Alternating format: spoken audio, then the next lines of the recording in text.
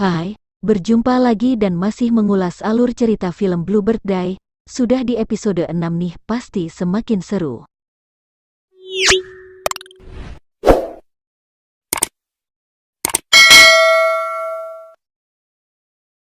Tanpa panjang lebar lagi, kita gas ke alur ceritanya. Di episode sebelumnya, Hairin berada di persimpangan jalan tempat Hyemin mengalami kecelakaan. Telinga Hairin berdengung menandakan dia akan kembali masa depan. Tanpa pikir panjang, Hairin berlari dan menyelamatkan Hyemin yang akan tertabrak motor, dan ia berhasil. Dan ketika Hairin berada di kehidupan normal, Hairin langsung mengecek ponsel, dan ia lega mendapatkan kontak Hyemin berada di handphonenya. Hairin juga mengambil album fotonya. Dia mendapati Sujin berada di dalam album fotonya. Itu berarti dia masih berteman dengan Sujin. Hairin merasa lega, tapi seketika Hairin berpikir ia mungkin akan kehilangan seseorang juga.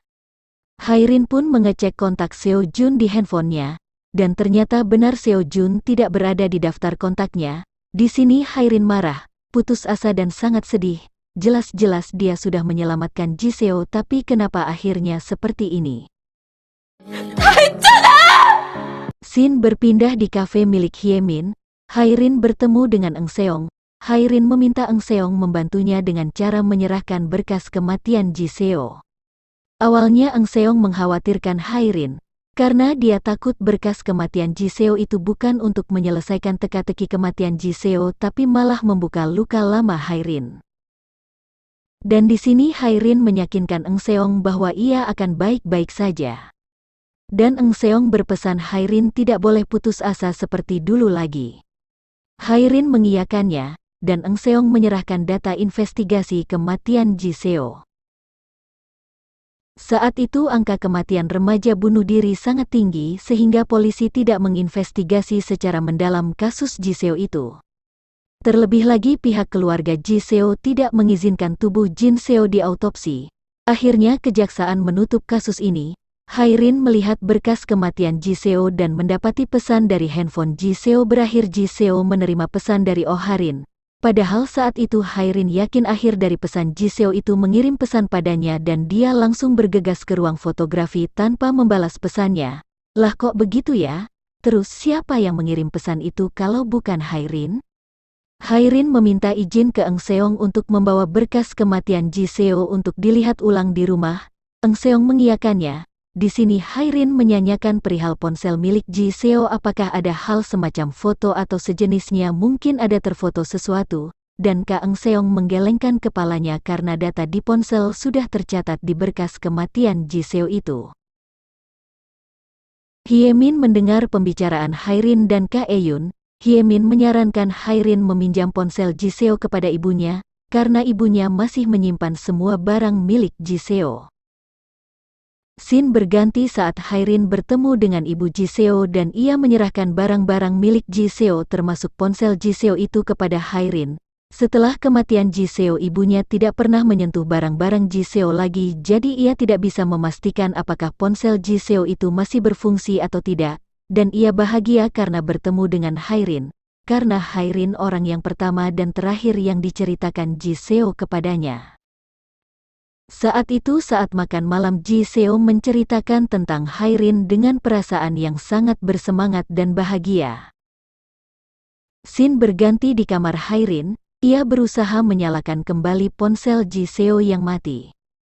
Dan ia mendapati memang benar chat terakhir Ji Seo berisi pesan Hairin yang berkata ia akan telat datang dan menyuruh Ji Seo meminum minuman yang ia siapkan. Di sini Hairin menemukan keanehan dan mengingat kejadian waktu itu.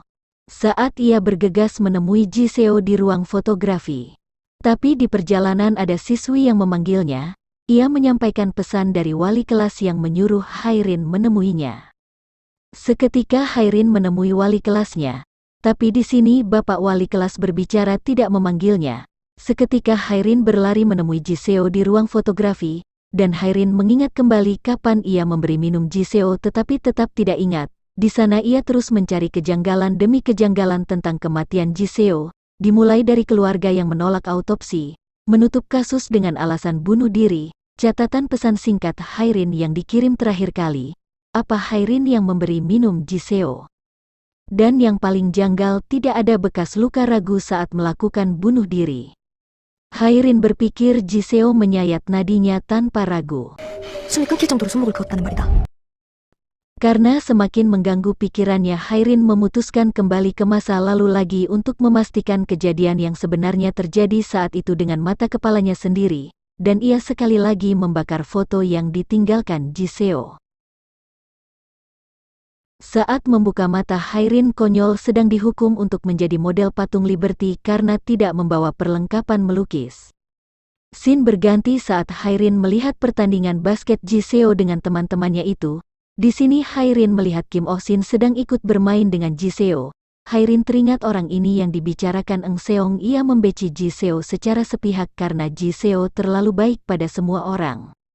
Saat bermain tiba-tiba Kim Oh Shin menabrak Jiseo secara sengaja dan membuat tangan Jiseo terkilir. Di sini Ka Eng serta Jimin memarahi Kim Oh Shin.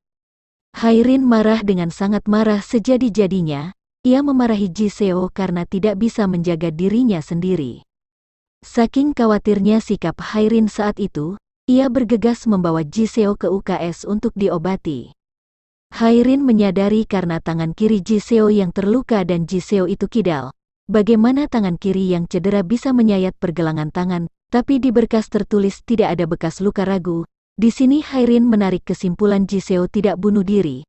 Ya, dia tidak bunuh diri, tapi hayo, buyar bubar gerak ya. Kita lanjut ke episode 7. Pastikan sudah subscribe ya dan aktifkan loncengnya agar segera dapat notifikasi ketika Mama upload video episode 7. Terima kasih sudah menonton. Sarangeo.